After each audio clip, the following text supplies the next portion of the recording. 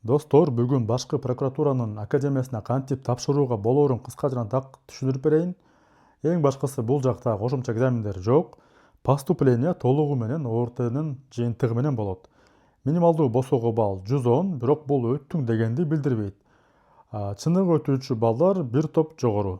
Мисалы, прокурордук ишмердүүлүк багытына көп учурда 180 жана андан жогору балл керек болот. Анткени бул эң популярдуу багыт. Бул жерде дагы бир маанилүү нерсе бар. Силер билгендей, ОРТда негизги тест жана предметтик тесттер бар. Юриспруденция жана прокурордук багыт үчүн негизги тест плюс тарых предметтик тест талап кылынат. Ал эми маалыматтык коопсуздук багыты үчүн негизги тест плюс математика. Ошондуктан жөн эле 110 балл менен иш бүтпөйт. Баары конкурс жана жыйынтыкка жараша болот.